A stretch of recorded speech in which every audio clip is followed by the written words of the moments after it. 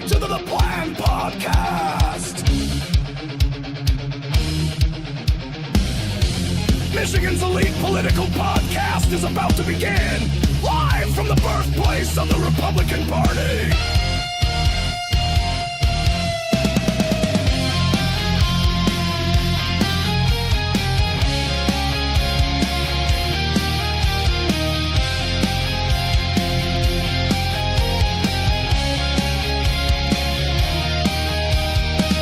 Let's gather under the oaks like our forefathers did.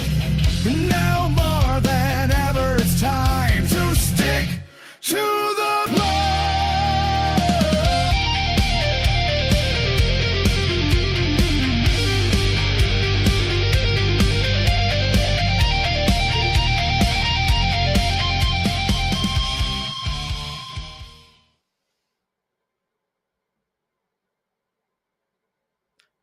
There it is, guys. Welcome to the Stick to the Plan Podcast. As always, I'm Kevin. Oops, that's not right. I'm here with Russ, and our guest is already on the screen, but it's okay. It's all right. It's all right. How's it going, Kevin? I'm going well.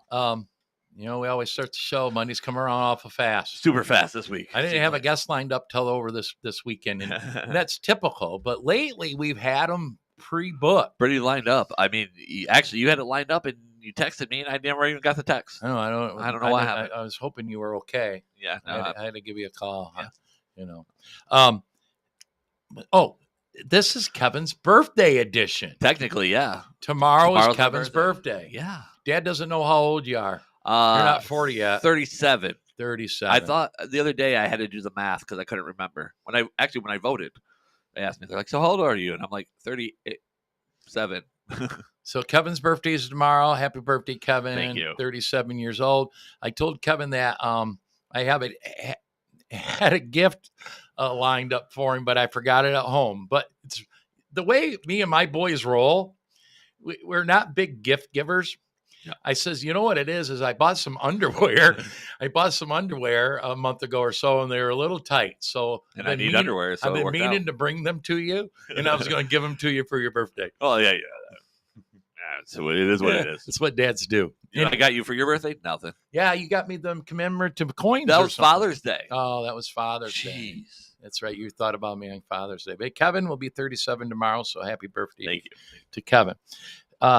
We are here for a reason today. Oh, yeah? Seriousness. No, Okay. Congratulations is in order. And I'll introduce our guest right now. The Holli Vallade. I did it right. She is the vice chair of the Monroe County Republican Party and also a state committee member. By the way, 2 terms on both those, right, Holli? Yep, Yeah. that's correct. No, then I was talking to some other chairs. It's rare to find 2-term people. We usually get knocked around and burned out too fast. So thank you for that. But congratulations on Monroe County had a millage renewal request to fund the Monroe County Community College, a bunch of money. And most Republicans and Republican parties are adamantly opposed to all millages lately. But you guys put out a heck of an effort to get out the vote no on the renewal for the college millage. And I honestly believe that your guys' effort is part of the reason why it got turned down by the voters of Monroe County. So, Holli, you can explain how you guys got there and why you guys maybe went into that so hard. I told Todd, your county chair, I said, you know what?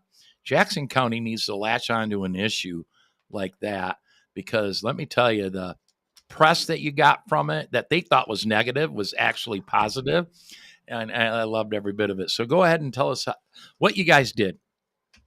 Well, so our community college, I mean, we're a very red county, similar to you guys, but our community college has a permanent operating millage, but then they have a maintenance millage that was supposed to be for 5 years.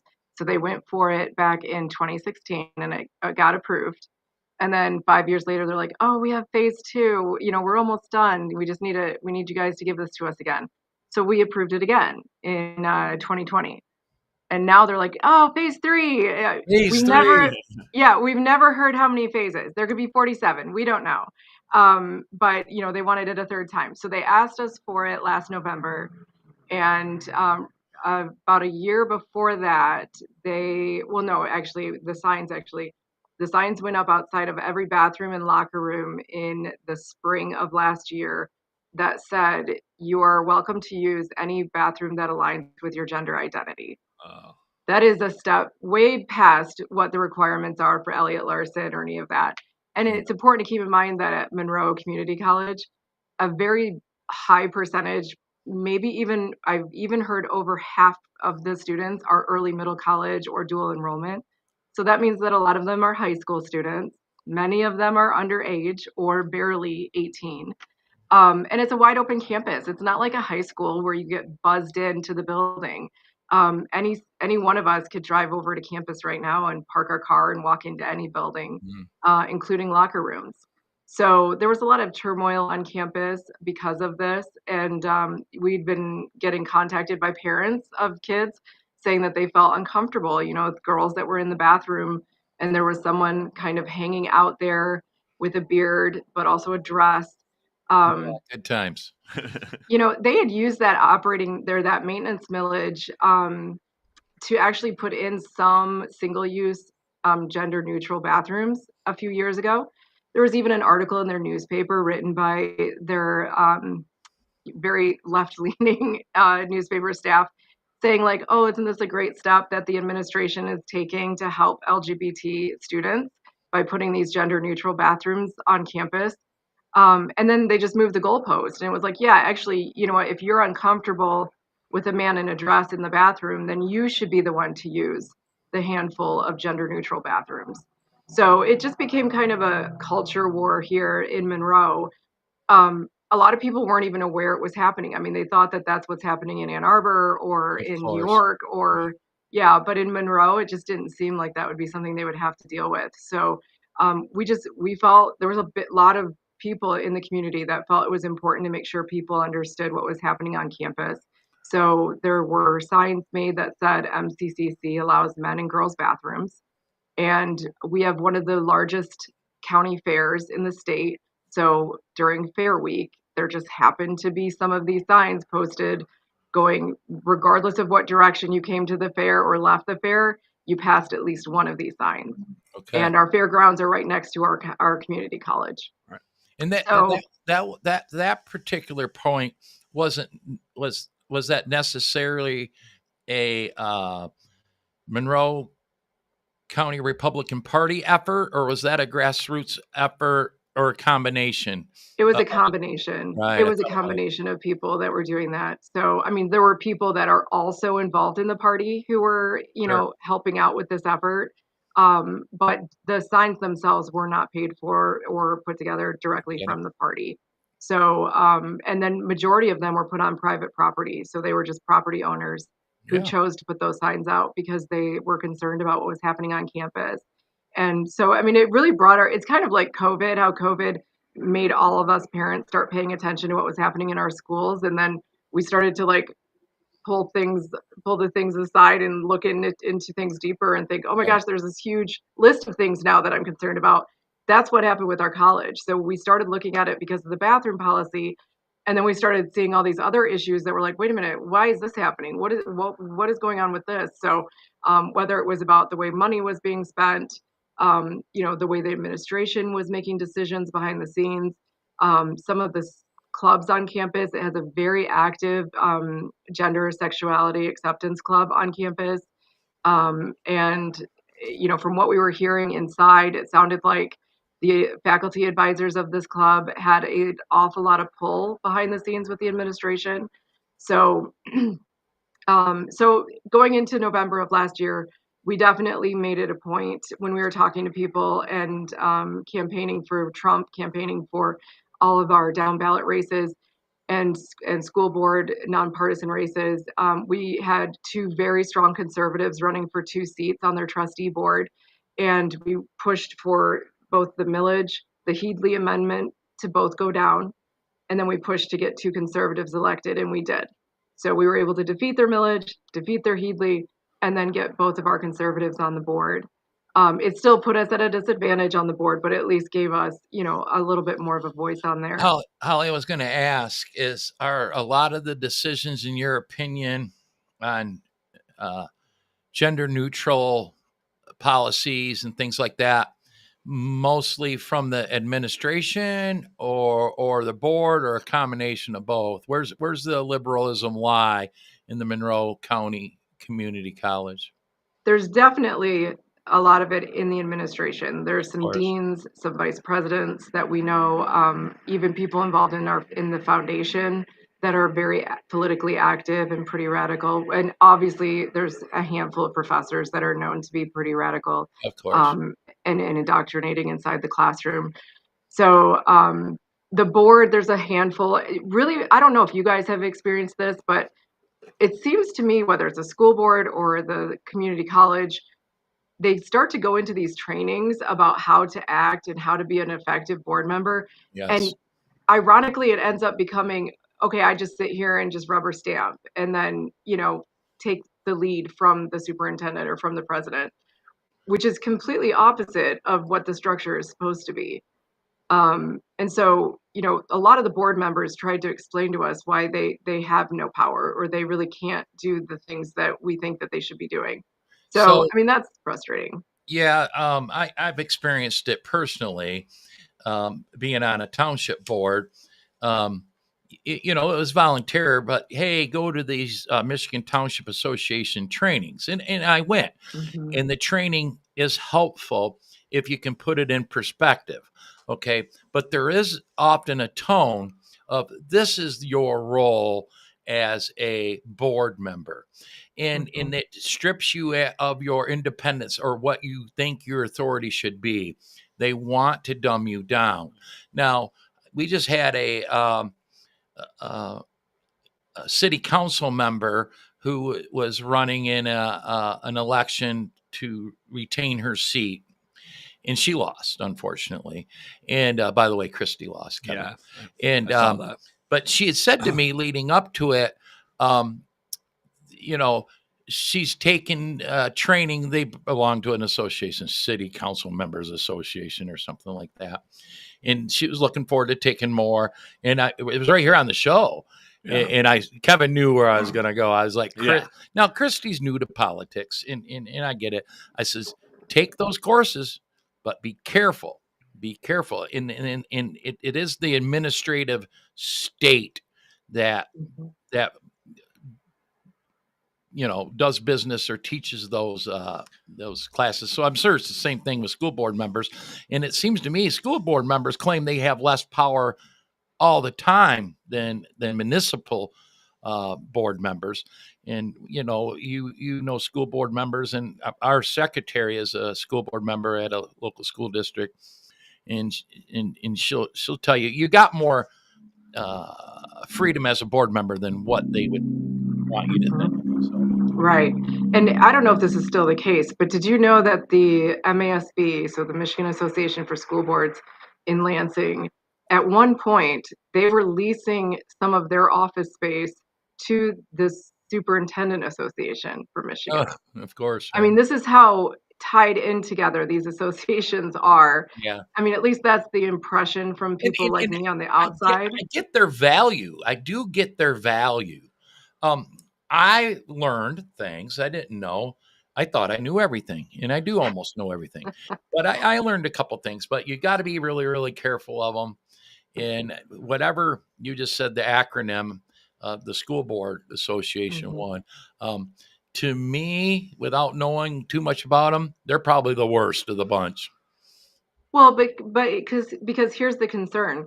If these two organizations are working together, school board members are maybe 5-6 year terms. Superintendents, on the other hand, are a different story. So if this one association is supposed to be helping superintendents do a better job, and this other association is telling the superintendent's bosses how they can run, right, it's their up to the role board on to a board. keep the administration Checks and balances. in line. Right. Right. Or, if the superintendents are getting frustrated, especially after COVID, where the school boards were getting more pressure, people were actually watching school board meetings for a change and getting upset about things. And so then the school board members that they probably used to just be friends with are actually calling the superintendent saying, you have to do this differently, or somebody's complaining about this. Like the You know, conflict. you could see how superintendents would be like, hey, can you explain to these people to just leave me alone, let me do my job, and like tell them to shut up, And I mean, because that's how it felt. I mean, the more school board meetings we went to, and we get people elected to them, and if they did go to these trainings, they came back and it was just like, wait, what They are you doing? corrupted somewhere. They got corrupted. Right. Right. Or neutered, it felt like, Yeah. just, somehow feeling like they, oh, well, now that I understand I have no role. It's like, well, then why do you even bother? Why do you show up? So anyway, that's, that the board, I don't really, people always say, oh, well, why defeat the millage? Why not just replace the board?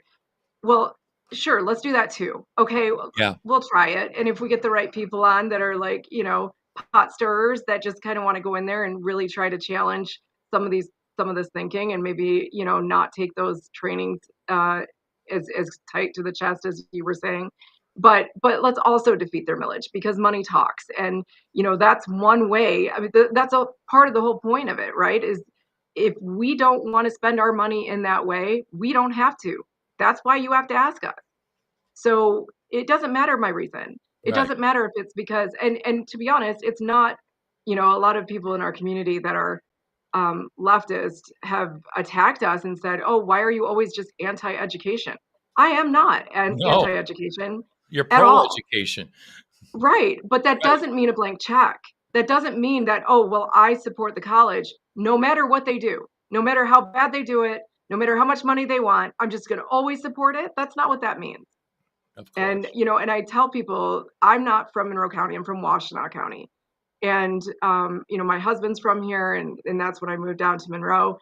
And I remember one of the first things standing out to me, because I went to high school at Pioneer. So I went to high school across the street from U of M Stadium. Yeah. And when we were graduating, even in the late 90s, which that actually sounds horrible right now, especially knowing that I'm so much older than your son, but I graduated in 07, so late 90s. oh, okay. Yeah, no, that didn't help. But thank you. I appreciate Oh, you're well. it. I tried to make it better. I didn't know. But I mean, when we were asked about when we were graduating, it wasn't, are you going to college? It's where are you going to college? Because I could throw a rock and hit a college, Sure.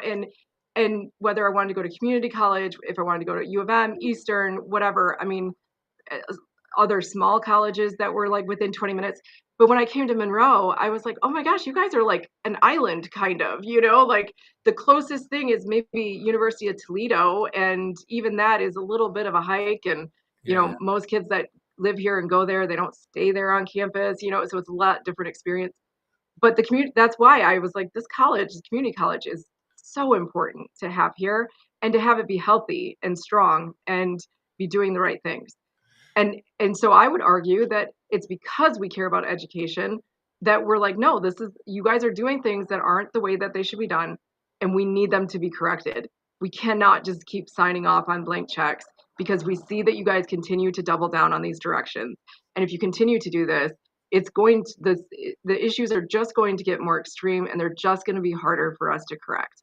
Holli, they kind of after the defeat of the millage, isn't it Monroe that was resisting the Turning Point USA chapter, and then they switched tone? Of course, that was the week after it defeated. It makes me wonder if they're learning their lesson without admitting it. No, that was the week before the election. Oh, I see.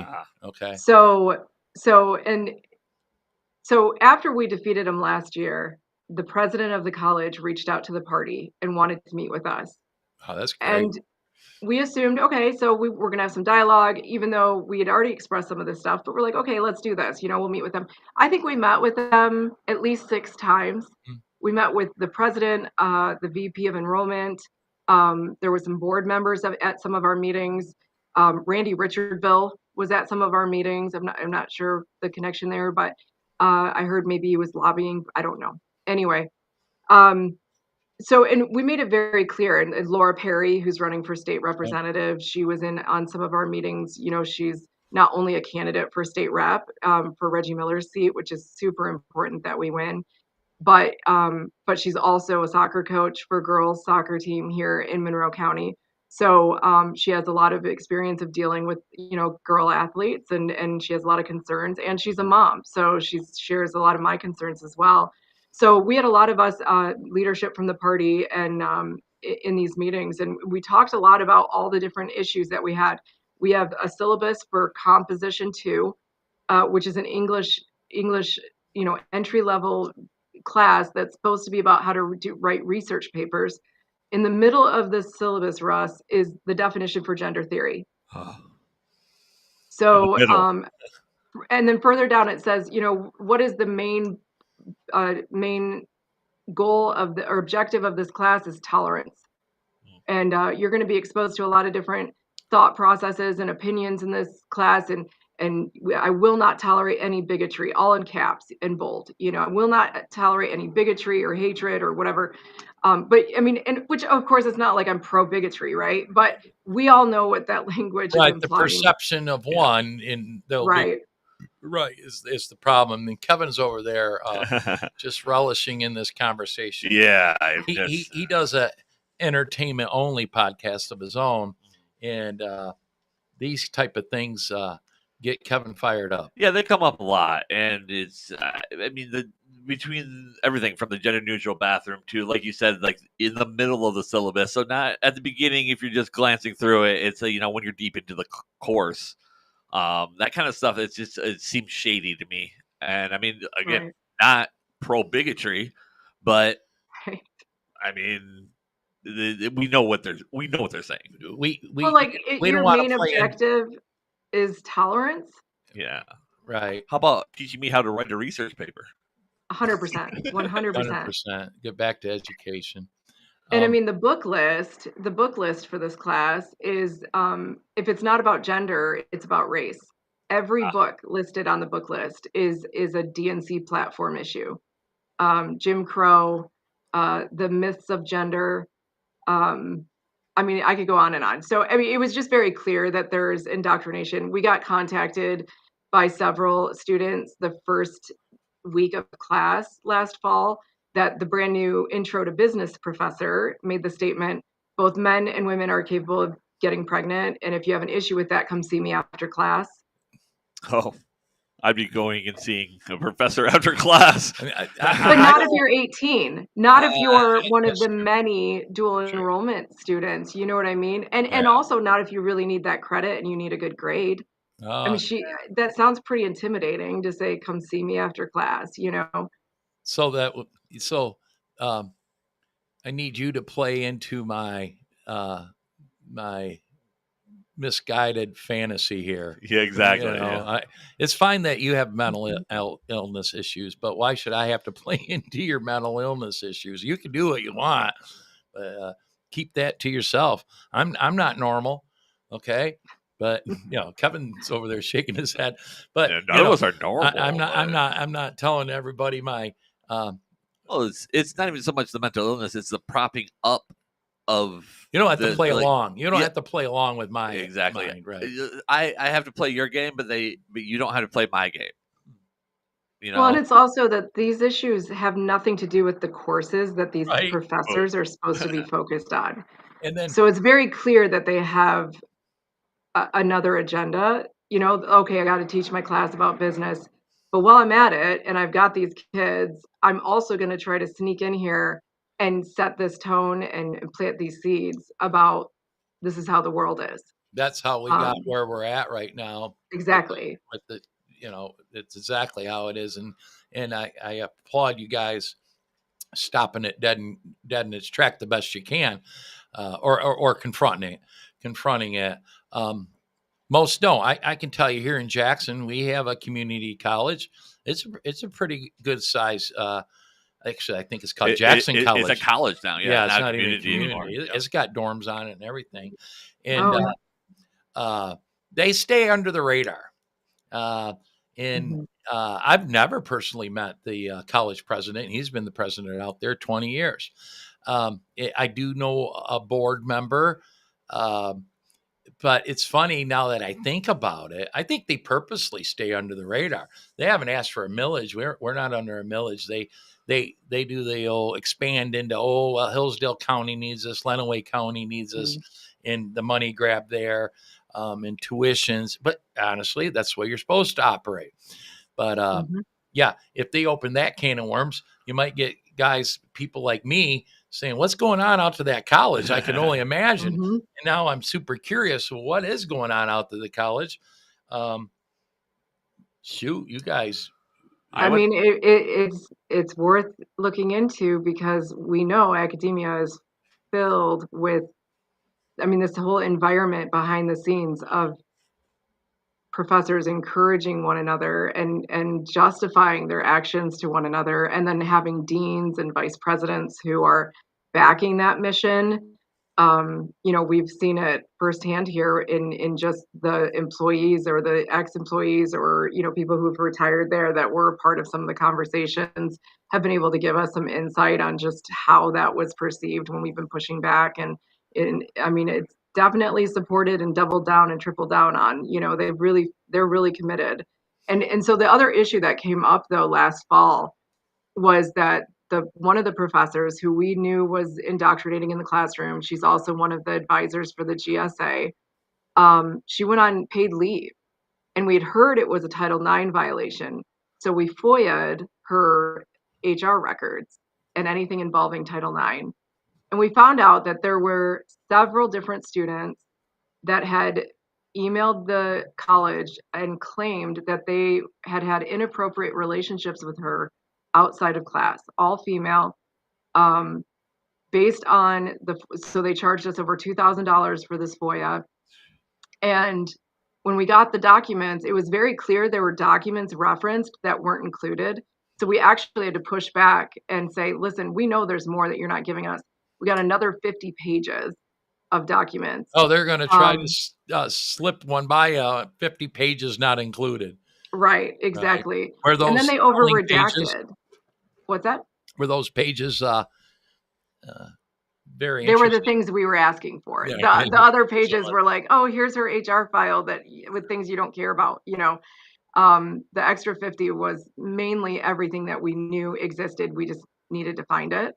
So, but they were all over redacted. And so this is really interesting because, there's only certain things they can redact in those documents legally. And they're also supposed to have a log of why they redacted it. They redacted words that I'm like, wait a minute. It says, the professor asked me if she was invited to my blank party. Why would you redact what kind of party? Like, you're supposed to redact something that tells me who this person is. Yeah, just personal, like a name or an address, a phone number. But like everybody has parties, so that's not going to identify it. And then I got to thinking, well, what if it wasn't a birthday party? What if it was a graduation party because it was an early middle college student? What if it was a Diddy party? What if it was a Diddy? I mean, same thing, right? It's starting to feel that way at the college. But I was just thinking, Kevin, that kind of information would go good with you in a conversation on Grandma's Boy podcast. I've got a couple of my my viewers already in the chat talking about it. Yeah, you're getting them excited. Yeah. Oh. Get fired up.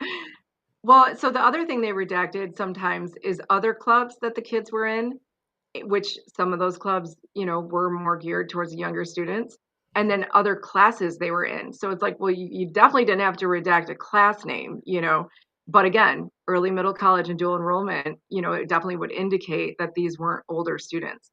So if I'm correct that they over redacted because they were sitting there at the conference table trying to figure out what to give us and what to redact, and these VPs of the college purposely chose to redact words just because they knew that we were concerned these kids were minors. Mm-hmm. Oh, good point. Yeah, that's huge. That's a whole different issue. Whole different issue. A much worse issue, if you ask me. Yeah. I didn't know any of that part. I didn't know any of that. Yeah. So I actually do have one document that's redacted. I have an unredacted version. Oh. And every single word that I questioned was exactly what I was thinking it was going to be. Before we go further here, you got started in and active in the Republican Party because of school board issues, school issues, right? You're a mama bear. You're one of Yeah, those, like many in county right. parties. That's how you got into this. So thank you for that. I personally, I haven't been to a school board meeting in 20 years and maybe only once in my life, but I'm thankful that others have gotten active like yourself. By the way, here in Jackson, I call them grandma bears, not Mhm. mama bears, because mamas are busy at work in cooking dinner and whatever they're doing in their life to Well, run the and they're family. worried. They're worried Yeah, about being and the ostracized. grandmas who are near Mhm, retirement or retired, they're a force to reckon with, man. mhm. So you got your mama bears, but there's also credit to the grandma bears out there. Definitely. I Thank think I've you. talked to some of your grandma bears before Oh, I'm on sure you issues. have. Yeah, I'm sure you have. But yeah. yeah, We joke around here about, you know, reading porn at school board meetings, and people would see me walk into a meeting with my red binder and be like, "Oh, Holly's here with her porn binder." But I mean, it was all books that were easily available at our local high schools and you know, sometimes middle schools. how is the public school front for the most part in Monroe County, um, with your guys' efforts over the last several years, with the mama bears, the grandma bears, and everybody paying attention to what's going on in schools? Um, you, it seems like it would change drastically, but when I compare it to looking like Jackson, they they continue to put Holly, take you for granted. They know you're on it, but they still keep trying their same old thing. And it's amazing to me is when are they significantly going to pull back on their crap? You They're know, never Russ, they're progressives for a reason. They will always push for more progress. They will never, even if we give to them what they want, like the gender neutral bathrooms, their whole purpose is to keep pushing further. They will never stop. I don't think they will ever stop. I think we always have to be diligent, yeah. and I Well, think the we minute we always put have our to be on guard top down, of it. they'll be right back on it. Mhm. That's for sure. So you I can't mean, let they're up. still on it, even with our guard up, you know? Oh I yeah. mean, they're never going to be satisfied. You hope that they say when they make some kind of crazy decision, right? There's a group of them. They make these decisions. I feel this way in the township I'm at. I'm hoping that I make an impression, and same with you, that they go, okay, sounds like a great idea, guys. But oh shit, what's Holly going to say? Right, What's the Monroe Republican Party going to say? right. You hope at least they're doing that now, but I have a feeling they don't. They in their you know, Well, so here's what I think happened. So this is like going back, I know we kind of jumped around. Going back to this Turning show Point. does this. This show does Okay, this. good. Okay. So Turning Point, we had a group of kids that decided after Charlie Kirk was murdered that they wanted to start. Well, we had actually been trying to find kids that wanted to do the chapter. Then we tried to find an academic advisor to sponsor them. And it just kind of came together after that. So they did all their paperwork and they were supposed to go in front of student government. So the first time they went before student government, and this was about maybe 3 weeks before the election, they said, "Oh, we didn't. Something happened. Oh, the president didn't get all the materials out to the board in time." So the club did. The club got their materials to the student government in time, but then the president claimed that he forgot to send all You that stuff forgot. out. So they had to wait until the next meeting. So then we wait till the next meeting, and this is um, the week before the election. So it was maybe like on a Thursday, and the election's on Tuesday. And the faculty advisor who runs student government at the community college is a known socialist. If you look him up on Rate My Professor, you'll see all kinds of comments about this. This guy is so difficult to listen to. He's very clearly, a leftist and doesn't tolerate right ideas. So he's in charge of student government, and they go in for their vote, and they vote it down. They had like it was a like 8-3 vote, 4 abstentions. Um, and then so I immediately go outside to our office marquee sign and put MCCC turns down TPUSA Club. That Vote could have been no. that could have Vote been a no on clincher. Tuesday. That could have been the clincher. That could have been the Yeah. clincher. We put out an ad on Facebook. You know, we on made the sure to just. heels of Charlie Kirk, and to Mhm. make a decision like that leading into a millage renewal request was the worst thing they could have done. That was probably the clincher. Well, but it That was the tells best you, thing. It's yeah. the best thing because it's telling them that when we tell you that there is indoctrination happening inside the classroom and that there is a hostility towards conservatives, There's not even proof. in the classroom, but just on campus in general, that there's just this mindset taking over. It shows you that because these are students. These are students in charge of government on campus. And when left to their own devices, their decision, and they made statements about, we don't believe that this type of club would reflect the ideals of the college or the values of the college. It just tells it just confirms that I'm not gaslighting you. I'm not being dramatic about things or Right. misrepresenting. This is exactly what's happening on campus. Yeah, And because so, they're constantly trying to paint a picture that you're right. dramatic or making stuff up. But that Or that make right excuses. yeah, They said the intro to business teacher, she was talking about FMLA, and she was trying to explain to students that, you know, well, when dealing with the Family Medical Leave Act, you have to deal with the fact that there might be men who are pregnant. It's like, no, this was first of all, it took them a year to come up with that story because we had never heard that That's explanation. a good one. But it was the first day of class. Like, she wasn't going into that kind of detail on FMLA. All right, let's just be honest. So the administration recognized that this vote was not going to go well. Our Monroe newspaper, they immediately wrote an article about it, which I was actually shocked because I'm pretty sure they get paid by the college now based on all the articles they've done for them. But they did an article and the comments went off the charts, you know, and this isn't on our page. It's not on the college's page. This is Monroe News page. So it's a much bigger, wider, you know, audience of people. And I mean, sometimes that's all, even right now, you know, if I get bored later today or I'm in a bad mood, I'll go on there and I'll just start reading the comments. yeah. It just like, if I feel like I should just stop doing what I'm doing, I'll just read the comments because That it's just like all these people that are like, Todd's "Thank told me the God." same thing. It's just interesting to go through them, and I've read some myself. Yeah. It is eye opening, and that's what did it. You know, like, you guys aren't hearing the message here. Right. Yeah, it's amazing. So the VP of student enrollment does have the ability to overrule student government. So within about 3 hours of that article coming out and that decision being broadcasted, he, for some reason, made this decision to just overrule student government and allow Turning Point to be a club. Now, that didn't stop the fact that we already put the ad out. We already had our sign out. You know, the Monroe News already had the article out. So, I mean, the damage is already done. That was They did technically allow the club. However, and I keep making sure people don't miss this, it says in the article at the very end, there is an appeal process.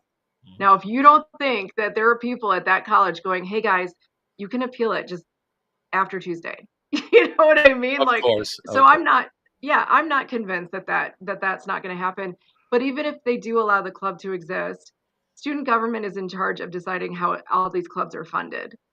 Now, do you really believe that these kids are going to try to genuinely come at this and fund this club equally to the other clubs on campus? That's not happening. News alert to them.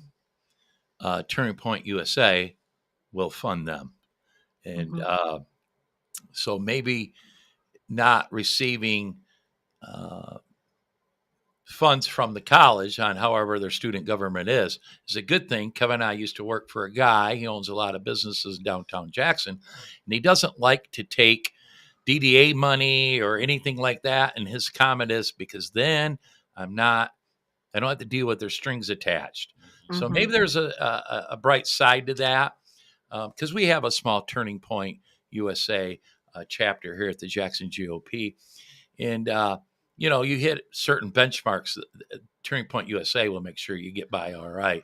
So maybe there's something good to that. But yeah, it isn't going to be fair by no means. Right.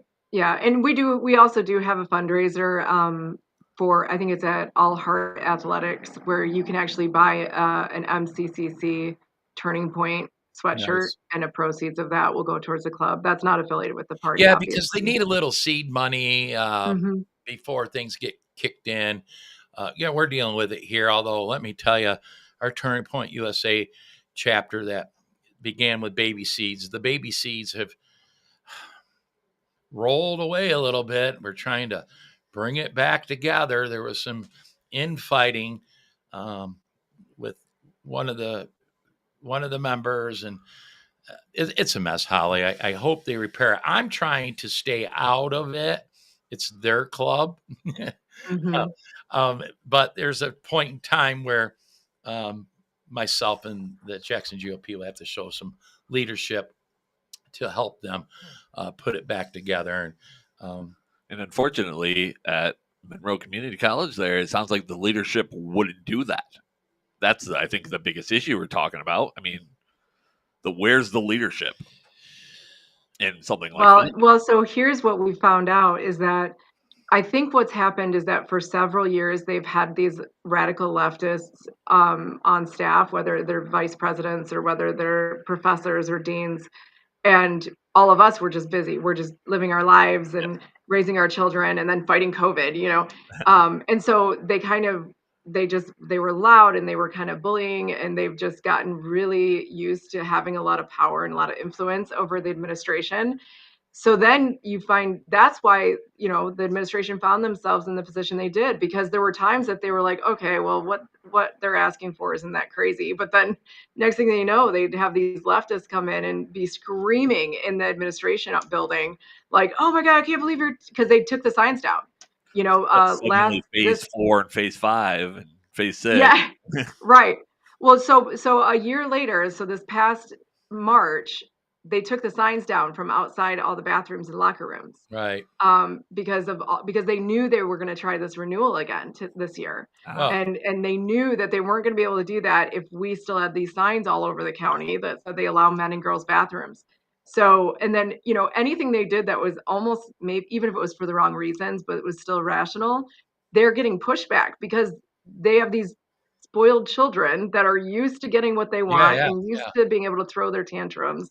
And now they're like, wait, what do you mean you're not going to just do whatever we want? So so they're caught between a rock and a hard place. And that's because of poor leadership on their part. They should have never given them the impression that they had that kind of influence and power. So you there's an didn't ruin adjustment. it. You didn't ruin it. Monroe County Republican Party didn't ruin it. They ruined it. Yep. Right. We're just exposing it. You can you know what? You can have a leftist ideas and be part of this system, but just like right-leaning ideas, can't you contain yourself to do your job? But it's just not in their thought process to do so. Something before I forget, I noticed we have one in particular that comes to mind, a retired school teacher, public school teacher, and I've ran into quite a few, and most of the public school teachers, for example, will once they retire, will say, yeah, there's a bit of, and these are rural schools, okay, so it's not as bad. You know how the public schools are. The rural schools aren't as bad as the in-town ones, but it still exists. This less leftist nature. And they'll say, yeah, it was pretty bad, but I never, stood up or fought against it. Well, they're staring at retirement. They're staring at pensions. Yeah. You had grown people with careers on their line that just had to keep their mouths shut. And then once they retired, thankfully, they come one joined the Jackson GOP, and he's a warrior. He's a warrior. He got nothing to lose. But that intimidation exists even amongst faculty in the public schools districts, and it exists in the community college. Oh, absolutely. Yeah. It probably we're college. Honestly, colleges, I mean, worse, right? Unfortunately, have gotten to that point where all the administrations and all of the colleges are leading that way, and or giving in to those people. And a key point here that Holli said in the beginning, because even here in Jackson, there's paths for high school juniors and seniors to start their college credit courses at the community college. Yep. So you're dealing with potentially 16-year-olds, but 17 and 18-year-olds most definitely. Definitely, yeah. And I often say when you talk about universities and the coaches and stuff will talk about the kids. Well, they're not kids anymore. No. There are young adults, but we're talking a scenario here where there are kids, you know, and that's the dangerous part, you know. Well, I mean, an 18-year-old, legally they're not kids or young adults or whatever, but I mean, the maturity level is still very much so. Oh, geez. Right. Anything under 25, that's a whole nother topic, but Under 37. yeah, that too. I mean, it goes on, and actually, the thing is they're being, I guess, indoctrinated is a good word, by people who are much older or are supposed to be much more mature. Well, they're being given this impression because this is their first time kind of outside of just like that traditional high school setting and on their own a little bit and being, you know, look at me, I'm an adult now. And you have a young adult child, don't you, Holly? Yeah, I do. Yeah, she's getting married this weekend, actually. Oh, you got a young adult that's getting married. That's right. Yeah, something about this generation coming out of COVID. I mean, a lot of her friends too. A lot of them have gotten married or engaged really quick out of college. They're thinking about families, which I think we got away from for many, many years. That's a good thing. I think that's important.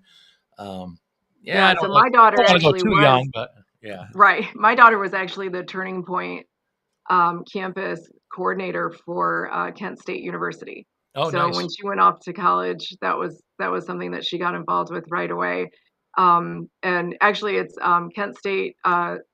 2 girls before her, the president of it or the campus coordinator was Caitlin. Is it Caitlin Bennett? The one that she has her own. She used to work with Turning Point, and then she went out on her own. She has her own following.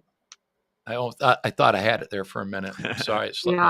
Yeah. So the funny thing is that at Kent State you can't carry on campus, partly because, you know, if you know anything about Kent State's history, there was a shooting there in the 70s.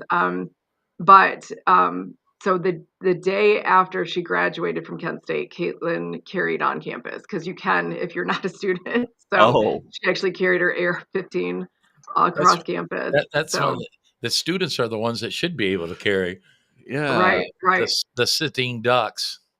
Right. Well, yeah. So that's a whole other discussion.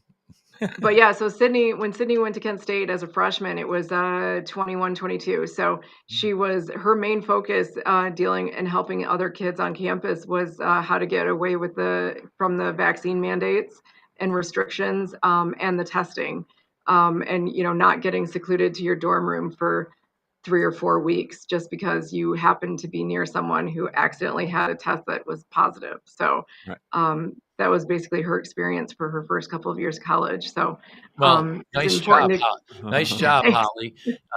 You know, it's a mixed bag. We got these great conservative parents, and you always hear about the one that has leftist children. And then you hear the stories where you got great conservative parents and the children are also conservative. It's really a mixed bag. It is quite a challenge. So good job there. Well, and I just want to say to parents, if their kids aren't conservative and they're feeling like it's their fault, you know, it's not because of me that Sydney is the way she is. I mean, obviously we had a close relationship and, you know, she heard a lot about it because, you know, Russ knows you can't hang out with me and not hear about it, but you know, but also podcast about it every week with mine, so. Right. So, but I mean, she went through COVID. You know, a lot of these kids are conservative, and then you know, I took her to a couple Trump rallies, which was like the highlight, you know, of her senior years. So you take somebody undecided to a Trump rally, and normally it'll change them. It'll change them. The energy is amazing. I got to the point where I got tired of going to Trump rallies. You know, I did it towards the end of the campaign. I was turning down opportunities to go. Well, one, I have a foot falling off my leg. I am handicapped, and it's a long day. It is a long day. And I used to always, Todd and I don't know if Todd and I were road dogs at the time or not. We probably went to a Trump rally or two together, but I got to the point, if it's not within an hour, 15 minutes of the house, I'm not doing it. And if I don't have special like VIP access, you get spoiled to that. Yeah, you do. You do. because I had been to quite a few, and I went to one in I don't know what town, they all blur, and it was in a small setting. And me and Jimmy, of all people, I took Jimmy, and we got to shake Trump's hand. That's how there was like 300-400 people. So I've been from that VIP setting to other ones in the big one. And then I went kind of general, and I'm like, yeah, this sucks. This is a long day here. You know? Standing out in the cold with the peasants. or yeah, I know. Or the heat. Right. It's always one or the other. Oh, it's never just a beautiful day. Beautiful. Yeah. Although as we go into 2026, I think the Rogers campaign is going to be such a huge focus nationwide, and Trump's going to, be super involved. I think we're going to go back through a thing where Trump's going to be in Michigan a lot. And I'm looking forward to those opportunities and going back to some Trump rallies type deals. Yeah. So I still haven't been to one. So Kevin, I'm taking to one, but you are. I've taken my daughter to more Trump rallies. I've turned down a couple chances. Kevin is handicapped. He has MS, and I would love to take him. They do have special accommodations. Maybe that would be nice, Kevin. We'll take advantage of those accommodations. Park up front. And I got the handicap placard and everything. Have Secret Service carry you in. I'm sure Todd is all about it now. Todd will drive you. But that's part of the reason why I think I've offered before, haven't I, Kevin? Yeah, no. I think there was 2 opportunities, and I just couldn't make it for whatever reason. Right. But that is the challenge. It's a challenge for me too. So, but I am looking forward to them in 2026. By the way, so with the renewal request being turned down, is Monroe Community College going to have to fold up and go out of business? No, Coach. So the president, in one of our meetings, he made a comment about, Siena Heights. Siena Heights is closing. In one of our meetings, and he was talking about the millage and how important it was. And he said, next thing you know, we'll be Siena Heights. And then someone else started to talk. I said, hey, I'm sorry, hold on. And I looked at him, I said, did you just imply that if this renewal for this temporary maintenance millage fails, that you're going to close your doors and the college is going to have to shut down? Well, no, I was being hyperbolic. Yeah, you were being hyperbolic. Yeah. So no, I mean, they're not going to shut their doors. As a matter of fact, I actually think it's probably just fine. They might claim that they're going to need It's time to get creative. And I can't recall. Right. I can't recall. It was maybe a decade ago. The Jackson Community College, when it was a community college at the time, asked for a millage, and they had never had one, and it got turned down. But leading up to it, the sky's falling in. I don't know how we're going to exist. And then it gets turned down, and they were madder than hell. And I remember them threatening and getting quiet, and we're not going to be able to provide this service, that service, and another service.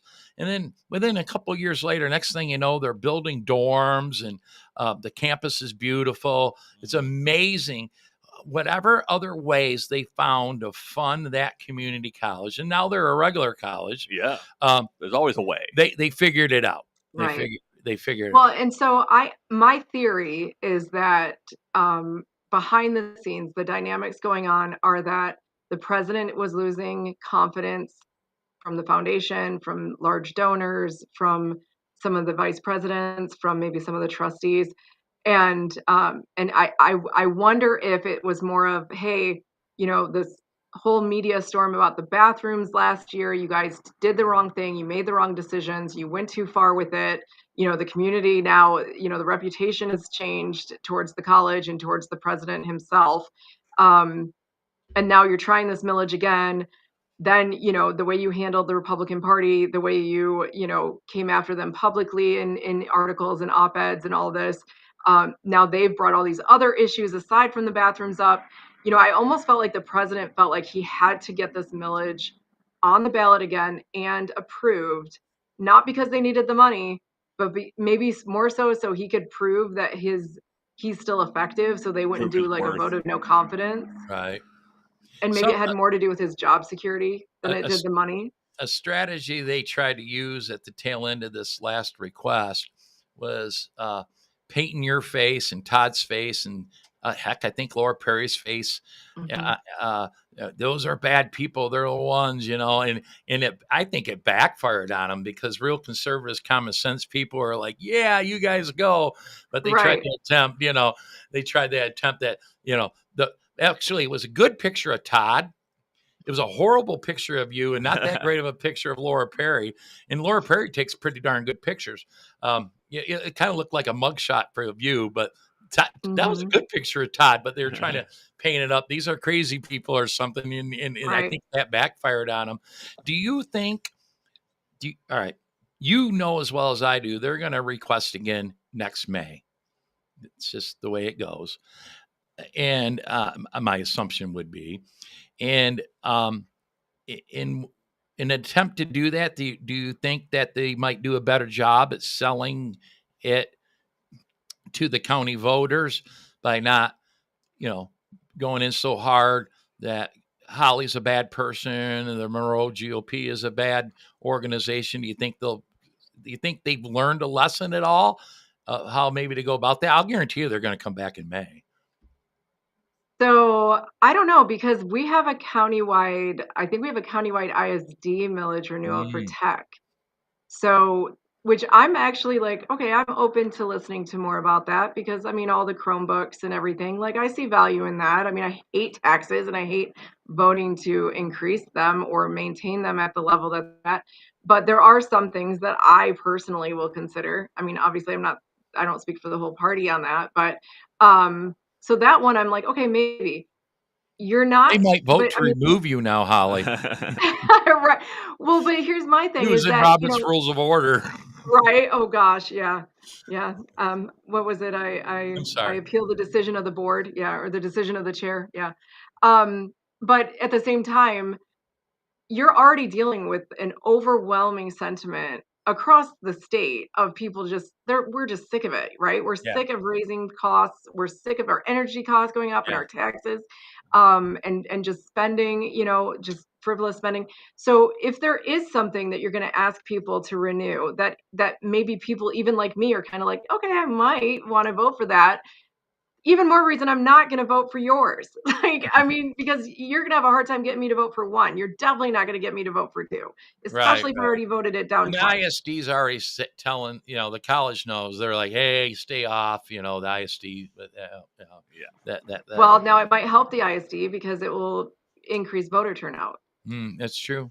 It's true. So, we've seen some of those dynamics. So, they don't want increased voter turnout. They want minimal. Well, yeah, I guess it depends on how they cram them on May and off cycle ballots. Right. Except for people that are sympathetic to any school millage, they might think that that could help them. But I will say, even though our voter turnout for this election obviously was smaller than last November, we actually did defeat it by more than we defeated it last year. Nice. Good job. So even though our voter turnout, it was actually in line with the, I think we had higher voter turnout for this election in November than we did for the primary in August last year. I wanted to bring up Laura Perry's involvement in these efforts, and it was refreshing to me, but I also know politically it could be dangerous. I was surprised that she stuck her beak in being a candidate for state representative. I know here in Jackson, our state reps or people running would stay away from that issue a million miles. And Laura went in. She went in on that. Now, honestly, in the long run, that might have been a good play because it might have brought her status up a little bit more if you're in a truly good conservative area. But her jumping in at what level she did was pretty impressive to me because most of them stay right away from it, Well, because they're career politicians. Well, even ones that haven't been elected yet are candidates. They would normally stay away from that. Stay away from that. I feel like their self-image is their priority is politician. Laura's focus is not being a politician. Her focus is she is a mom. She's a Christian. She's a business owner. She's a soccer coach. she's a lot of things, and her running for office is in addition to. It is not why she does the things she does. It's her fighting the fights that she feels very passionate about, and being a woman, being a coach of young women, Yeah. this really hit home for her, and it wasn't something that she was willing to back down Yeah, from. she wasn't So, going to ignore it. and that's how she will be in Lansing. She'll be an amazing Nice. state representative. She Yeah. will do what she believes is right, regardless. The enthusiasm and the energy around Laura in her campaign is one of the best I've ever seen. When she had her announcement party a few months ago, I've been to, I don't know how many of them damn things. I've never seen one attended as well as that one was. Oh, sold And, out. and It was you sold were there. out. Yeah, we were packed into that place. Yeah. And just amazing. And then I found a candidate to run for District 47, which is southern Washington, a big portion of Jackson County. And I'm like, man, if I could just grab half of that enthusiasm for this candidate would be great, because that enthusiasm for Laura Perry is one of the best I've ever seen in a campaign. And Yeah, absolutely. Well, yeah. I mean, people even asked me after the election on Tuesday, like, "Oh, did Laura win?" Because some people that aren't paying attention, they just kind of, because they see her signs and they hear about her all the time, and they see it on social media, and they Yeah. see all of us walking around with Laura Perry shirts on all the time. So a lot of people that weren't gonna see really, him for several more months. yeah, like she's ahead of the game. She definitely is going to make sure that we don't have to deal with another term of Reggie Miller. So, Nice so yeah, no, we're ecstatic. We're really excited about her race. Yeah, it looks like a lot of people are, including myself. I don't know. I've been down there 3 times to see Laura, I think, for one reason or another. So that's amazing. I think it's come up on every episode. Laura's for the last few campaign. months. Yeah. Yeah, it is. So that's good. Good for her, and she is a rock star. She ain't no joke, man. That's for real. She presents well. What we need. Well, and we can't afford to not get the House next year. We've got to have majorities. The candidate we found for 47, it's funny. So the person that holds that seat now, Carrie Reinges, is kind of slipped in under the radar. I remember when we redistricted in 22, we had a great candidate against her, and our person lost. I will say the organizations that help fund campaigns bailed on her midway through. They were telling us the numbers were too big to win, so people stopped funding her, kind of left her by her own. She would have been a great candidate. So anyways, Carrie wins. And 24 comes, a Republican throws their hat in the ring, never introduced themselves to the Jackson GOP, the Washtenaw GOP. I can't even tell you the person's name. I can't even tell you if it's a male or a female. I think it was a female. We looked up a campaign finance reports. I think they raised $1,000 and spent $0. So I don't even know why this candidate appeared. So anyway, Carrie Reinges rolls right through 2024 and 2024 and wins. And so then we find a good candidate, right? We get digging at the numbers. The numbers weren't as bad as what they were telling us. You got to check that out for yourself. It's a +2 Dem seat. I'm like, we can win this. They're trying to tell us as an 8 or 10 or 11 seat. But when I start explaining to people the 5 or 6 townships that she represents in Jackson County, they look at me like deer in headlights.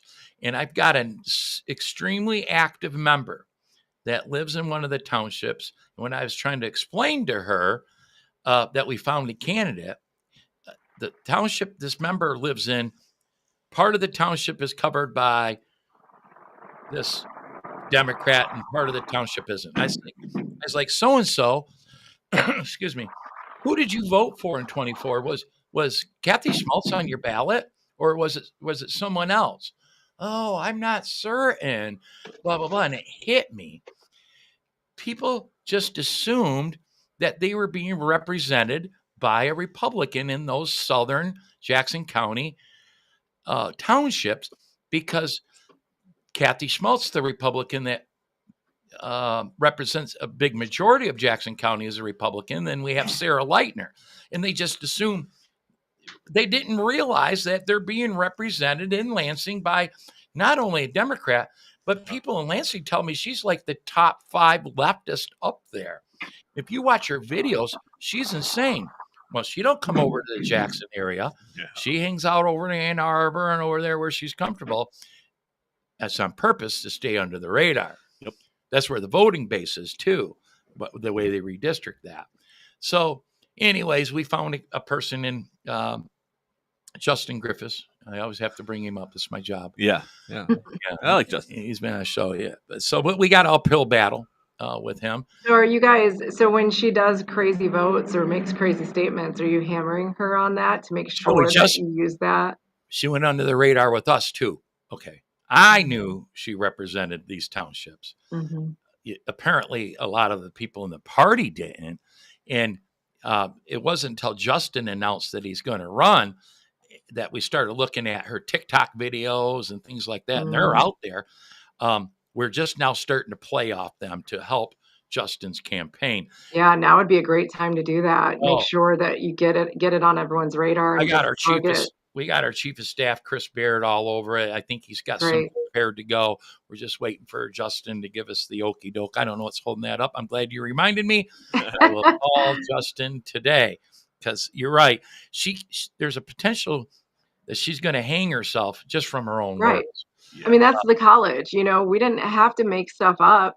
We just had to package it and make sure that it got seen and got put in front of people and with social media especially, it's so easy for you to identify who those people are and make sure you get it in front of them. I mean, one of our things was our college president went to a township board meeting and in front of a bunch of people made the statement, well, socialism is good when it's done right. Oh my God. Within like 2 hours of that meeting, we had a Facebook ad up with quotation marks and his name on it. And one guy commented, he goes, I was at that meeting tonight. How is this already all over Facebook? And it's like, well, because we're just making sure that they know this is what he's saying. This is what they're doing. Here's the receipts. We're not making anything up. We're not making assumptions. We're just going to tell you facts and you decide what you want to do with it. And I mean, it sounds to me like you guys have a great opportunity if she's on TikTok and if she got comfortable thinking nobody's going to use it. And she's often outside on the Capitol lawn talking about votes that are coming up in her opinion, and they're always a twisted opinion. But you know what really got Justin going, and this is the one we're going to play off first, is right after the University of Michigan said, hey, because of federal funding or whatever it was, we're not going to provide gender affirming care. And so Carrie jumps out on TikTok and puts a video out. If you're a minor and you're concerned about your gender affirming care, don't fret that the University of Michigan isn't providing this anymore. It's not against the law. Reach out to our office and we will point you in the right direction. Yeah, we will get you how do they effective and effective care, basically. Effective safe care. And effective, just like the vaccine. So this was this crazy bitch talking to our children about agenda affirming care and to contact her office and they can help you out. Are you out of your mind? Of course we got to play on that one. The sooner the better. Because and I would say also make sure all the screenshots, downloading all the videos. By the way, Chris already has a record. They'll scrub it. Oh yeah, Chris already has. Oh them. yeah. By the way, I took so I'm assuming part of her district must be. I also have it, Pops. Left. So this is what typical redistricting. Yes, it's rural Republican townships in Jackson County, and then there's several rural farm communities in southern Washtenaw County. Okay, but the district bleeds up into the border of Ann Arbor, goes into Dexter, Saline, all those great communities that have turned into leftist. Okay, my sister and brother-in-law, my brother-in-law born and raised in Dexter. What a great community. but it's such a nice place to live that it's attracted all the crazies. It just Mhm. has. But Well, yeah, because they can't afford to pay the taxes and the housing costs in the cities they've ruined. and They they're just ruined. migrate out. And now that my brother-in-law told me his property taxes in the beautiful home they have in Dexter, and I almost fell out of my chair, man. Imagine, Jesus. But so Yeah. that's the voting block. You know that Mhm. if you're from Washington. So that means she's catering, and so far she thinks that it's working, that she's able to just cater to Yeah. the Dexter and the Saline areas, in border which anything could work to borders. your benefit. Yep, anything that borders Mhm. the city of Ann Arbor. But I think you're right, Holly. I look at that district and I look at the rural communities, and then you look at the numbers of people who didn't vote, Republicans that didn't vote. And Holly, you were part of this movement too. Yep. Trump, from Turning Point Action, Trump, I don't care what political organization it was, we were all about chasing those low propensity voters in 2024. And it really Absolutely. worked. But Trump was at the top of the ticket. Right. That has to be our efforts in 2026. So when I look at that district, and we have to identify, and the data's out there, we can do that. We got to identify who normally votes Republican, but normally stays home in the midterms. And Right. that's where we need to be aggressive. I think we can take that seat if we can get Republican voters off their ass, and not just that district. This is a problem in all of them. So anyways, that's where our efforts will be with him, is and everybody's probably those low propensity voters. And Justin's on board with it. He's new to that term. He's a young man. You just randomly knock on doors and, hey, I'm this guy. It's chasing those low propensity voters. So Right. we're Well, we gearing should up. get him connected to Laura if he hasn't already. So he And, hasn't. Okay. So I've talked to Laura about him, and I've She talked to actually him just about. came in here and dropped some stuff off, but Well, she had to go. So I was gonna maybe pull her over here to talk to you, but I talked to Laura on the phone and in person about him, and I've talked to Justin, of course, and in whatever the last event Laura had. Where the heck was it? Just a couple of weeks ago. the pheasant hunt. The pheasant hunt. I Mhm. said, "Hey, Justin, you need to go down to the pheasant hunt with me." Not only Laura, but Wahlberg is there, and Oh, bring him to the gala. Belina was there. All these people. I said, right now, we need to connect you with these people, Mhm. and he was all about it. And then his wife is a University of Michigan women's basketball assistant coach. That's why. And Oh, head I of have. recruitment. Okay, I think Todd told me about him. Head Right. of recruiting. And something came up where Mhm. he couldn't attend that event. And I got done with that event. I'm like, yeah, Justin, you should have been there. So we're aware of that. Normally anything going on, I see Justin, make an appearance, he's there. So he's all in, but we did miss that opportunity. But I also want to connect him with Lindsay, right? They're the same age. I Mhm. think the two of them are going to get along. They I might think so. They'll end up being bubs. I Yeah. know they will. And I've been trying to connect him, of course, with Kathy Schmaltz, our Republicans here in Well, Jackson. Russ, you should have him bring him to the gala, because not only can he That's meet. you trying to sell that gala. Of course I am, because tickets. I'm We coming. stopped selling tickets on Friday, so I no. told But Todd, also, I'll get him. I'll get him that. I think I have mentioned it to him. By the way, our treasurer Karen Wooten is buying a ticket to your guys' gala. But I told Todd, I'm going to tell you the same thing. I better have a good frickin' seat. I don't want to be well, I don't want to be at a Trump event where I'm standing in line.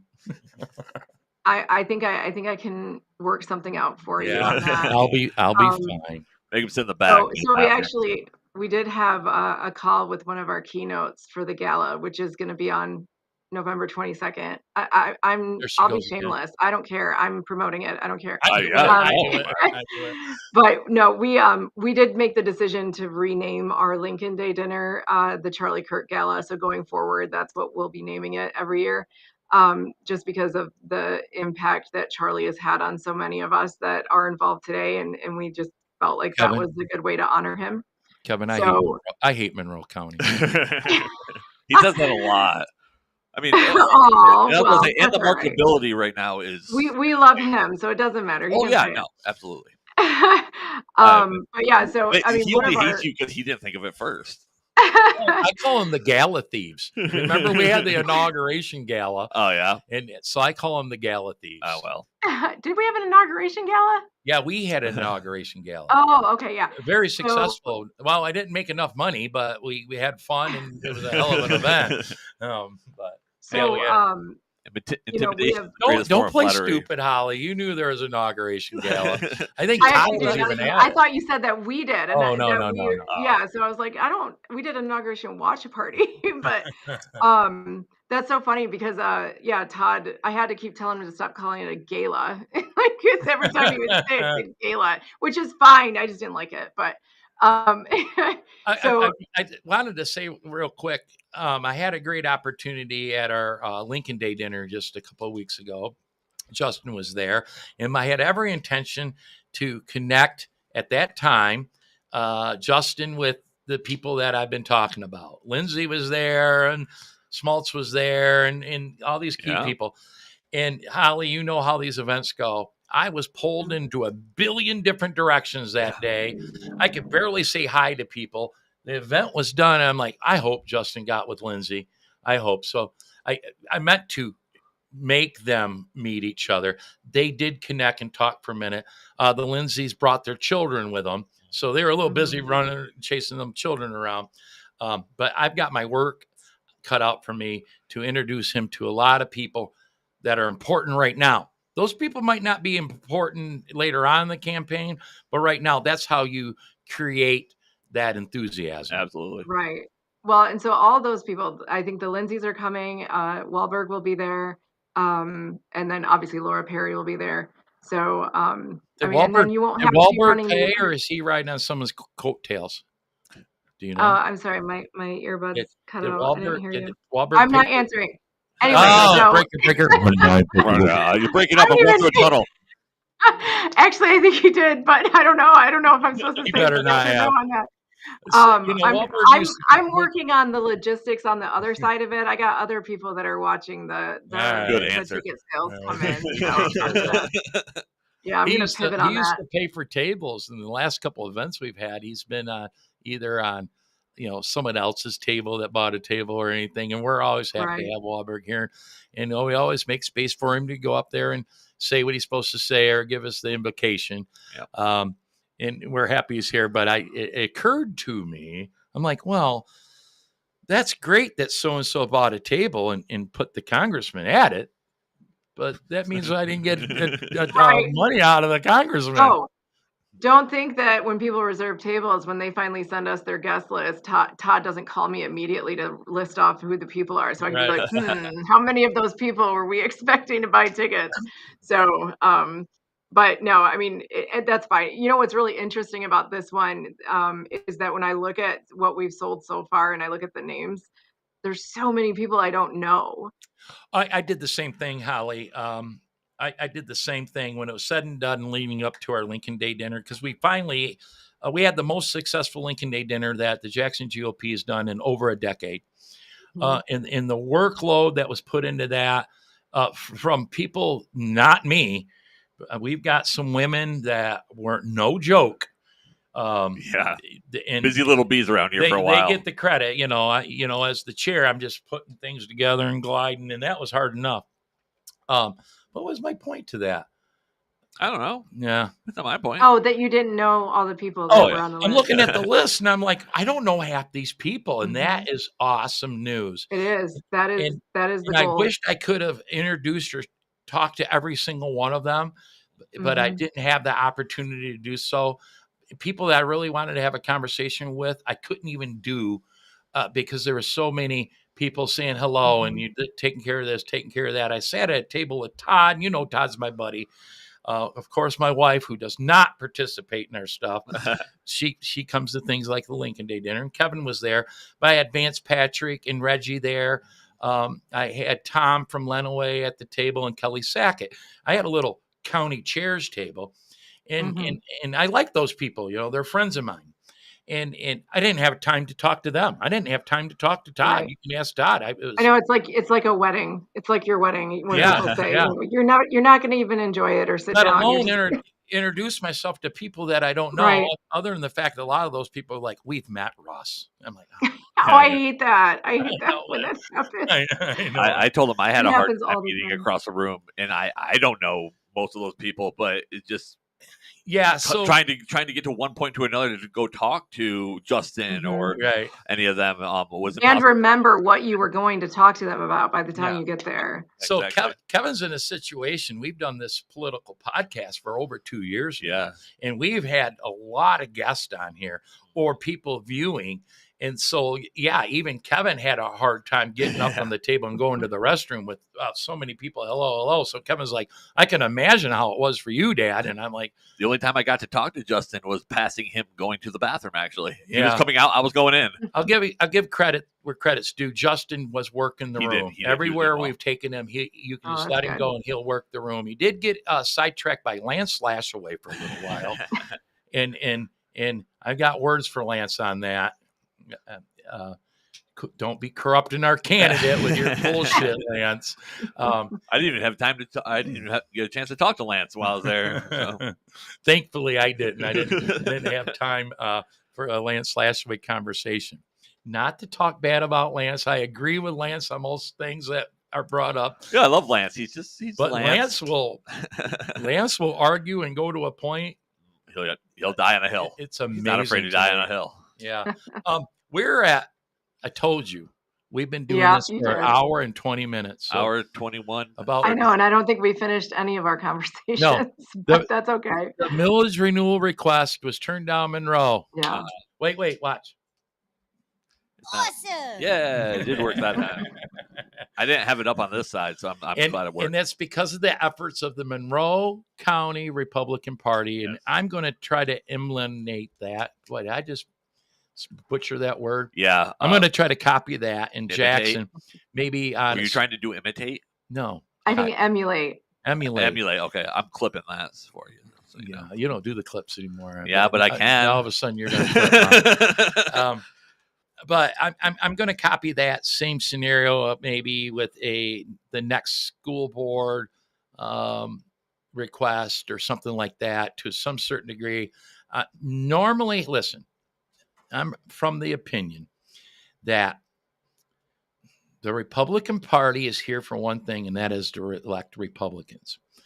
I had Scott McGraw. Remember your good buddy Scott McGraw from Trump Sports 47? I'm sure you guys still stay in contact, don't you, Holly? But anyways, I had Scott McGraw here all last summer or the summer before, and him and I got close, and him and I say it all the time. We don't agree on a lot of things, but I learned a lot from that guy. But he said to me one day, I was bitching about some issue going on, and he looked at me and he goes, Russ, my job in the Republican Party isn't to hold, people are going to kill me, isn't to hold them accountable once they're elected. My job is to get them elected. It's other organizations or the people in general that need to keep them accountable. And I remember thinking, you're crazy. But I walked away, and because he's been a county chair, Kalamazoo County chair, St. Joe's County chair, right? Goes way back. He's old, stinky establishment. I get it.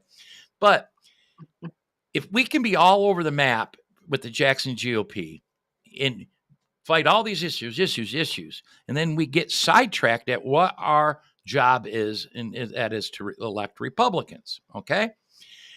If you are a Second Amendment warrior, there's groups that take care of that. If you're an abortion, if your topic's abortion, right to life, there's groups for that. Election integrity, there's groups for that. Our group is designed to elect Republicans. So now our job is to find candidates that represent all those things for us the best you can, and then promote those candidates. All right. So yes, all those issues are very, very important to us, but it's our job to take those issues and find the candidates to run on those platforms. Right. Okay. So I in the last couple of years, I've taken that stance, right? We're limited in resources. Let's stay focused on what we're designed to do. But I watched your guys' effort with this Monroe County Community College issue. And honestly, that kind of outreach, that kind of effort heightened your guys' appearance. So I shouldn't probably ignore that kind of effort, because that'll help us elect Republicans in the long run. Exactly. Well, and so pretty the wonderful. other thing too is that it sent a message to the community that we are not the traditional old, like your dad's Republican Party. So I do disagree with Scott on that. I I'm do sure you think do. that, yeah, I do think that we have an obligation to be, I mean, we view ourselves as like the conservative watchdogs for our community. So that does mean bringing awareness to issues that we think that the most everyday conservative in Monroe County is too busy with their life to know that's happening. And if we bring it to their attention, that they're going to want to, as a result, either run for office or show up at meetings There or you go. show up to the polls. And whenever we have opportunities like this to just reinforce our reputation as trustworthy and knowledgeable, so that the next time there's an issue that's happening in the community, not only will they reach out to us and say, hey, this is what's happening, do you guys know about this, and if so, are you guys going to help us with this, with solar farms or data centers or whatever it is that's facing their communities. Or when their kid comes home from school and there's something crazy that took place inside the school systems, we want them to be reaching out to us and creating relationships, because those are the people that will come and phone bank or door knock or help run the office or run for executive committee, or even run for office. So whether they want to run for office or they want to help someone else who's running for office, we You get don't it. care. Or if they want to help us with putting signs out when we have an issue like this that we need to push back on. But I mean, for us just to sit here and focus on anyone who's, elected to office with an R next to their name, regardless of how they behave or how they vote, and just continue to, help them get reelected. I didn't get involved for that. I got involved because I care about these issues, especially with our kids. And I want to have a voice to be able to push back on that. But in order for us to have a voice, we have to have an audience and we have to have influence. And so whenever we have a win like this with the millage, it's just increased our influence. And that's what power is in politics. It's not money. You just said it, in influence, and that's where I'll agree with you and disagree with you.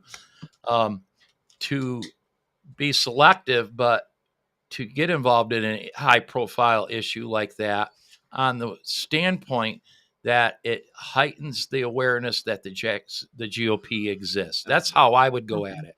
Holli, in a positive sense. in a positive sense. So you're doing something. Here's where I agree. I didn't like the comment that Scott made either. All right. But a part of it I did agree with. But I look at it this way: with such limited resources that the Jackson GOP has, okay, people, finances, whatever it is, limited resources, and you guys struggle in the same attitude. Sometimes it's better to take what little resources you have and put it where you're supposed to be. If we spread ourselves way too thin with dealing with every political issues that comes on, and you just mentioned some of them there are near and dear to my heart. Solar panels, my God, I'm staring at. I'm a township trustee. It's coming at us like a freight train. Data centers, whatever it is, you can't ignore them. But if we spread ourselves too thin, then maybe that's why we keep losing elections. Although we've done good this last term, it's because we spread ourselves too thin. I'm going to give a great example. We have a very AFL-CIO. In my opinion, corrupt city council. Jackson County is a Republican county. The city is very Democratic and liberal, yes, like many counties. And the mayor announces that he's not going to run for anything. I'm out. Okay, he had some tragedy in his family, whatever. And then within a week later, he says, "Yeah, I'm going to recommend that our former mayor." Who is the kingpin of all liberalism and Democrats in Jackson. He is it. I'm going to recommend him run for mayor. So people were running to me, Russ, who are we going to get for mayor? Who are we going to run for mayor? Where are we going to run for mayor? And I hate saying it. I hate saying it. We lost the city of Jackson a decade ago. Uh-huh. All right. We have House seats we need to win. That very important stuff, right? Senate seat potentially, Absolutely. right? And so how much effort are we going to go into helping to elect a mayor? And if we were to win, he's a lone man on that council. What is he going to get Right. done? So people are I looking at me agree. like, they You look have at to me like I'm prioritize. crazy. Yeah, they look at me No, like, you have to prioritize, but you also have to measure, if we put all these resources into this, it's going to take it away from that. So yeah, if we are successful, how many lives are we changing? How much are we changing their lives? Like how much impact is that win going to have? Like we know our win last week, we saved every single, even liberal taxpayer in Monroe money. yeah, we did. And we also sent a message, hopefully long-term strategy to maybe shift some of these policies going on in the community college. So we know that there was a lot of impact there, and we increased our influence and Right. our We sure did. reputation in the And community. hopefully it created So some kind of so trickle down that made effect as sense. well. When it comes to like the data center stuff, the great thing about that is when we have people coming to us like, hey, do you know what's happening in Dundee? They are already upset about it. They already know about it. They just need maybe some guidance or some connections or introductions to other people or suggestions on how to deal with FOIA or whatever. Because that's organic. They're already going to those meetings. They're already all over Facebook making comments and sharing links and doing research. So I don't have to really take on like the majority of that work. I can just use what resources we have here from what our experiences have been to maybe help them along so that they know that we were here for them and we were willing to help support them. But I'm not going to the executive committee and saying, hey guys, let's spend a couple $1,000s in our next 2 months on this. Right. But yeah, I mean, that's our job, and when it comes to our elected officials, I won't say names because now we're friends, but we've had some that Yeah, voted in I know. ways that were really shocking. I And know if exactly what I you're talking can't about. say that we're going to say to them, hey, that's not what you were elected for. We didn't send you there for that. And if you do it again, we'll make sure people know about it. And if they're okay with it, that's fine. But if your constituents are pissed about it, you're going to deal with it. And because that way, the next time I go to somebody and say, hey, here's our voter guide, we think you should vote for these people, they actually are like, okay, I actually want to hear what you have to say. I actually want to see who Can't you're disagree. recommending. Accountability. Can't disagree. Right. Before we Some go, level. by the way, once again, congratulations on the defeat Yeah. of that millage renewal. I woke up Wednesday morning after the election, and I was looking around, and a lot of them were defeated. More and more are being defeated. People are sick of their property taxes Constantly. and these school districts and colleges and ISDs and municipalities always got their hand out. I was super pleased that a lot of them got defeated. Some of them passed, like Berrien I was gonna County. say we've seen a lot pass. I mean, we defeated Berrien them. County, they put a lot of effort into Oh defeating yeah, they that over did. Oh there. man, Victory put in so Yeah. much effort into Oh that. I was man, she was a shocked. rock star on it, and that one Yeah, passed. absolutely. The momentum is at least out there to where more and more of them, these millage requests are getting turned down. And that pleases me. I would like to get into a scenario, unless property taxes are eliminated altogether, and that's a different topic, a different day. Yeah. I am for the elimination of property tax. I am not so much for axe my tax, but I am all for that. But if property taxes aren't eliminated, I would love to see a day that it's a rare occasion that there's a millage request. They all pile on because they're so used to them approving and them getting their way. And I see that tide turning, and that pleases me. I can't remember the last time I voted yes on a millage renewal or a millage in general. And I barely even study them because I'm tired of this, guys. The important ones need to surface and the bullshit ones need to stay away if you can function without that millage. So because the important ones are going to feel less important if we keep seeing them. Right. Is it which governor candidate wants to require all millages be on the November ballot? My boy Tom Leonard. I was going to say, I think it's Leonard. Yeah. And I think Jim DeSena, State Rep Jim DeSena, may have just introduced, or he's going to introduce legislation that they can't ask for a renewal if it's been rejected twice for like 5 years or something. I like that. Yeah, Mhm. So if you eliminate them, so I'm on a township board, and my very first meeting when I was elected was their request for public safety renewal on the May ballot. And I'm like, no, I'm not down with that, guys. I am not down with that. You better learn me right now. Why didn't it go on the last November ballot? Could it have been? Well, it could have been, but we thought we didn't want to risk it not passing with the voter turnout. We knew we'd have a better. They said this in a public open meeting. Mhm. We knew we'd have a better opportunity by putting it on the May. And plus, if it fails in May, we can always come back in August. Are you out Well, of your mind? and that's what our college did. They said it publicly too. And this is the thing that I make sure that people don't miss this, the everyday voter. What they just said is they want all of us to have to pay more taxes, but they want a smaller number of us to make that decision. Yeah. That's what they just said. They don't want them. They don't want to say, "Hey, we don't want to do this to you unless the majority of our community wants it." They said, "We want to force it on you, and so we have a better chance of forcing you to do this if we can get a different group of people to show up, a smaller group of people." Political chess. Hold on, pause. Kevin, that's a clip right there. Yeah. I'm clipping that. All right. I wanted to insert something, but I was like, let Holly go because that's a clip right there. I'll write it down. Guess what? We didn't talk about the sensitive topics that know. you and I We're worried talked about. That's a good talking thing. about. That's good. Yeah. That's good. We don't have to worry about our phones blowing up. You know, how horrible a person, a state committee member you are, or who's going to be the next co-chair, or what's Oh the, goodness. you know. As he brings it up anyway. Well, I know. We're going to shut her down and get out of here while we're always leave on a high note, right, Kevin? Right, exactly. That's usually a good Okay, but can my high note really quick, because Good. I know I just have to say this. So we do have till Friday for the gala for the 22nd. Paula Scanlon is one of our keynote speakers. She, Riley Gaines had to swim against Leah Thomas. Paula Scanlon had to share a locker room with Leah Thomas. Paula was a swimmer for University of Pennsylvania. So she's got a great story to tell. And she is going to be with us on the 22nd in Monroe with Cliff Maloney, who Cliff is the reason that Trump won Pennsylvania. And he's been on the Charlie Kirk show tons of times. Actually, he was on the show with Charlie the night of the election last November.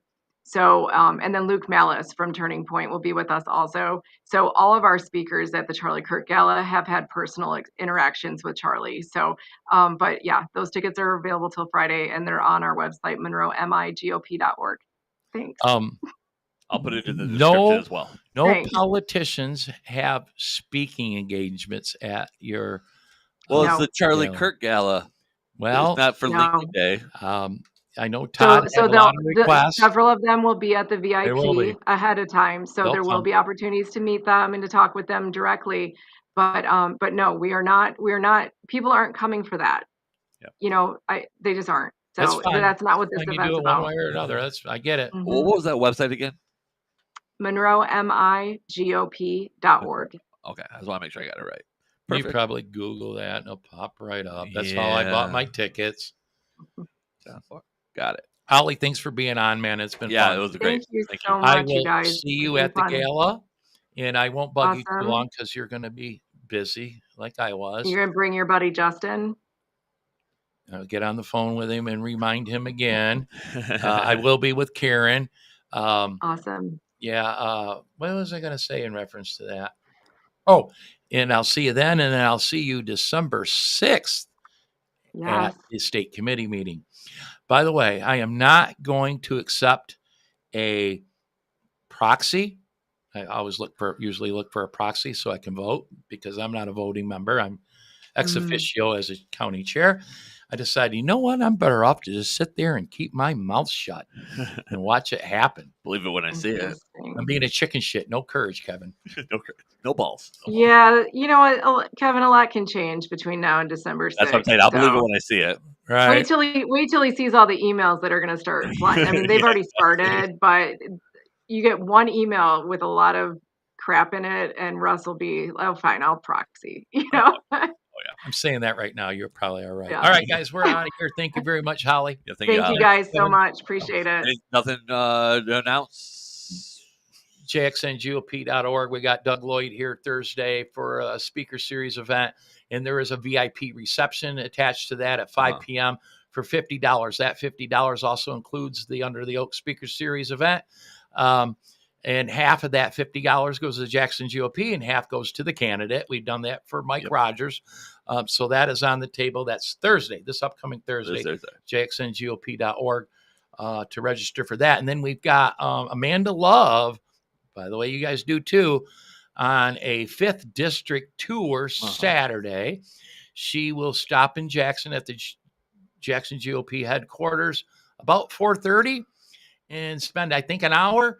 And by the way, if you haven't hustled John on this, hustle him on it. I talked them into buying us subs and beverages. So stop by the Jackson GOP. You don't have to register. Just stop by Saturday. About 4:00. We'll be up here and enjoy some free subs from somewhere yummy. I might even show up. Paid for by Amanda Love for Secretary of State. So she's coming through Monroe too, right? It must be after our stop. Yeah, she'll also be at our gala. Well, there you go. Of course she will. All right, yeah, guys, make sure you like the stream and follow the channel. And that's all I got. Nothing else. That's it. Thanks, all right. Well, thank you again, Holly, Holly. and we'll see you next week. Have a good one, guys. Just a second. Yep. Rumble likes to do this to me sometimes.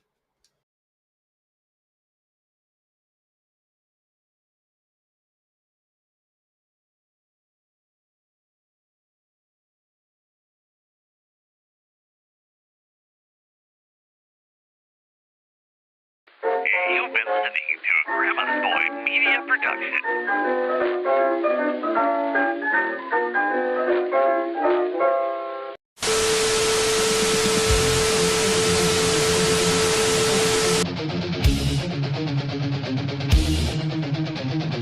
Welcome to the Stick to the Plan podcast. Michigan's elite political podcast is about to begin, live from the birthplace of the Republican Party.